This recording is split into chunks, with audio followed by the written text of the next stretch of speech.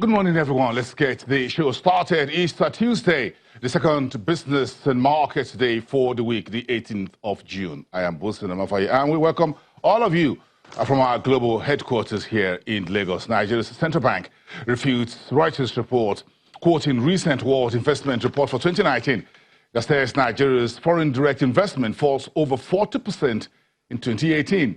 The financial regulator in a statement late yesterday says, although is not privy to the report and the methodology used by the World Investment Report, but available records show a significant increase in FDI in Nigeria during the period of 2018.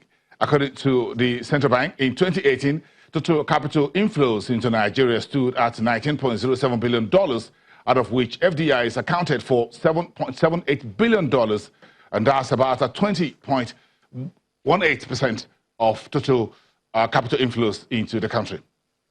The central bank continued to say in the statement that the country continued to enjoy capital flows due to the prevailing macroeconomic environment and sustained investors' confidence in the economy.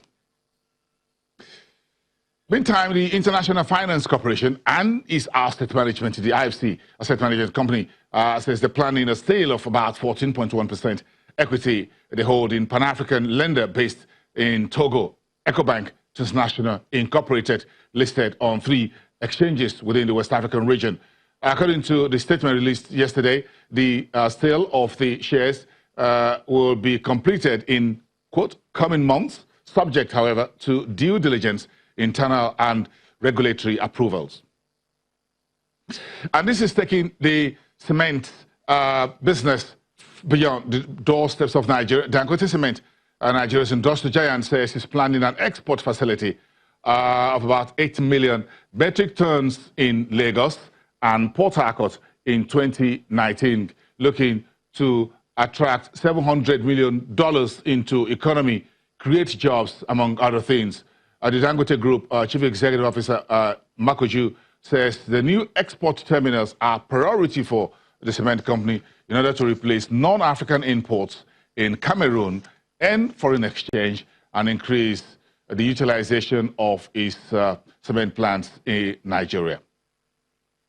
Yesterday, we got listed fisheries company Ella Lakes PLC listing an additional 1.88 billion ordinary shares, just as the company unveiled its new CEO, Chuka Modi, to the marketplace, replacing the founding CEO, Frank Ella. So what's the market like? Let's just use that as a step into the stock market, where the Nigerian all-share index fell below the 30,000 psychological level on the first trading day of the week, down 0.37%. We're just a few steps below the 30,000 level, 29,936.33, and the equity cap softens to 13.192 trillion naira. Look at the total volume for the day. Wema Bank, massive cross deal, about 2 billion, gave the market a very big jump in terms of, that's the wrong one. Let's just take that away. That's all wrong. Just throw it away. Thank you. In terms of the sectoral numbers, the banking sector was just 0.16% on the back of some modest gains. Then you have the consumer goods also up 0.38%. Industrial goods was 0.5% in negative territory. Insurance about 0.5% in positive territory, better than the financial, the banking sector. And the oil and gas, 0.30%. Yesterday, the total volume on the market was 2.86 billion because of the about 2.3 billion brought to the table by Wema Bank, one of Nigeria's tier 2 lender, and the value 3.92 billion in 3,360 transactions. Also, let's look at the oil and gas very quickly. Therefore, Forty Oil is still holding the market as one of the energy traders, 9.86%, 3.388 million shares of this energy trader traded on the first trading day of the week. That's pushing Forty Oil shares to 32.30 on the counters at the closing bell. Oando is still in the throes of face-off with the regulator. The company yesterday issued a statement saying that the oil company was not given fair hearing by the SEC and went into explain in a 3-page statement released to the market those processes in which the company was complaining about the actions of the ASCC. Of course, the court, the Lagos Federal High Court, asked both parties to step forward next week, June the 24th, to hear the objections by Orlando regarding the directive for the removal of the group CEO and the group and the deputy from the office. And of course, they will hear other injunctions that have been placed on the SEC directive. So all of that, investors still a bit negative on that. 2.9 million shares. The stock went down 5.13%, a bit of a negative sentiment there. Then you went up to look at the rest of the oil and gas space, 4.17%, indicating for this small cap company, Japol,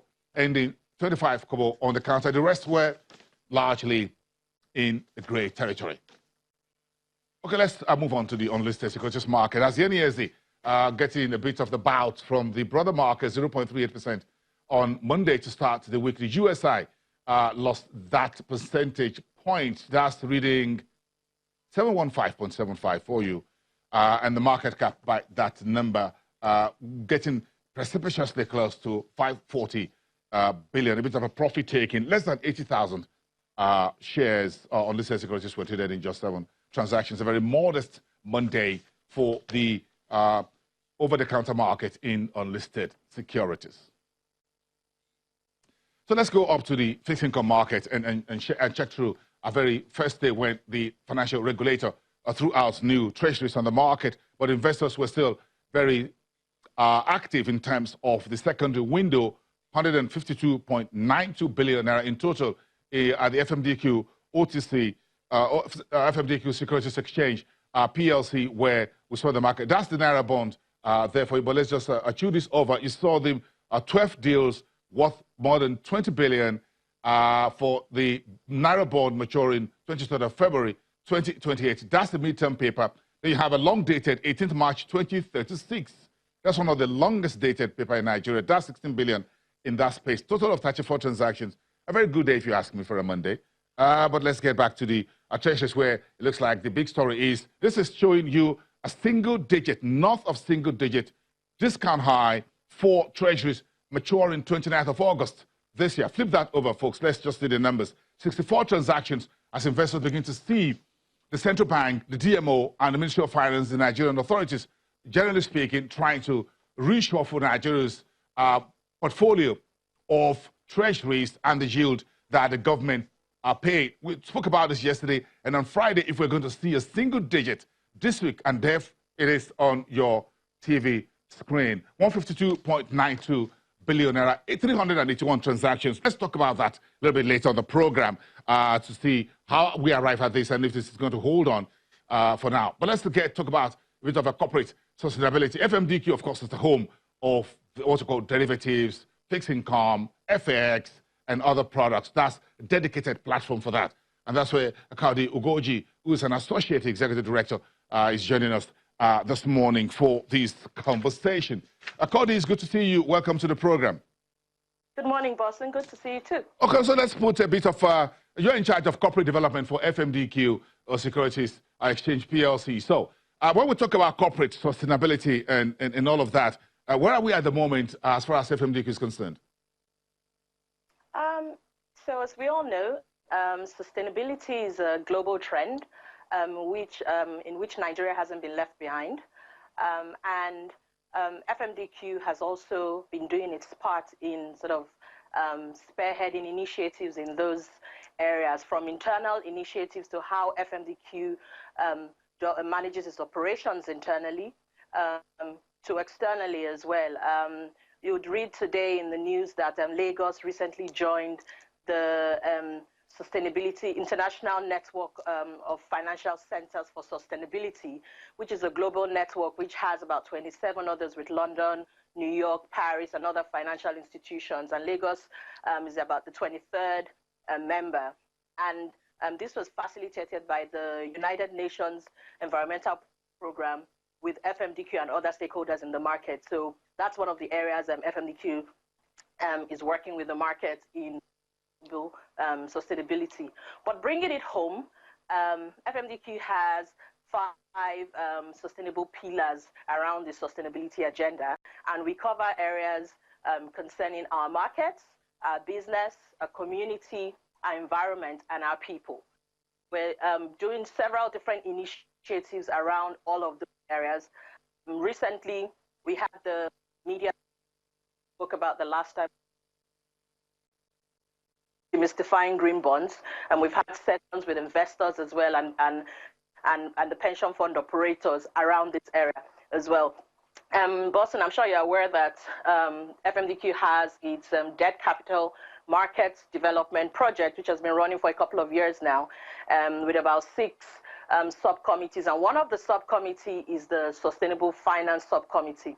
Again, it's a market-driven initiative where FMDQ and other market participants are coming together to drive the development of sustainable finance in Nigeria. And one of the things that FMDQ did to mark this was have a partnership with the Climate Bonds Initiative in the UK and FSD Africa in Kenya, to come together to develop a 3-year program towards the development of sustainable finance in Nigeria. From the community side as well, we have our Financial Markets Next Generation Empowerment Program, where we have students from primary, secondary, university, and NYSC and fresh graduates coming to FMDQ, where we have a trading room, a simulated trading environment for them to come and learn how to trade and learn about the financial markets. And that program has been running for a couple of sessions now. A quick one, we understand, and I love catching them young and all of that, but let's talk a little bit about the Green Bond Initiative and why climate change and all that has become not just a very nice front office story, but into corporate boardrooms where financial market institutions and platforms like FMDQ has to take that very seriously. I mean, we have to leave something for the next generation, basically. And the same way that something was left for us when we came in to Earth, basically. And if we don't take sustainable matters seriously, there'll be nothing left for the next generations to come. So that's pretty what sustainability is.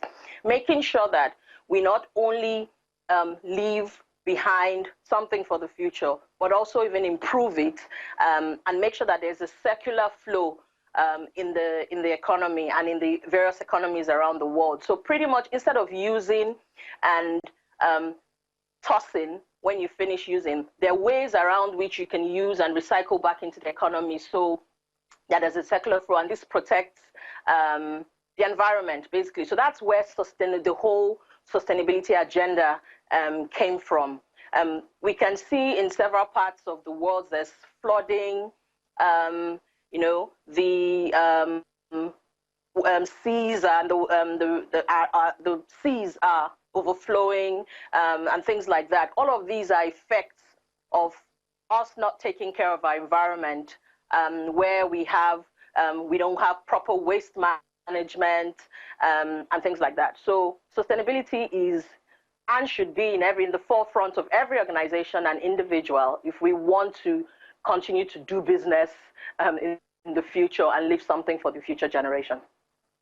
That's a nice one, Cordial Gorgie, Associate Executive Director in charge of Corporate Development at FMDQ Securities Exchange PLC. Thank you very much. Let's leave a little bit for the rest of the programming. Thank you, and we appreciate that. Let's talk about commodities exchange and all the story around Nigeria's inflation are heading north in the month of May. Just a second, everyone.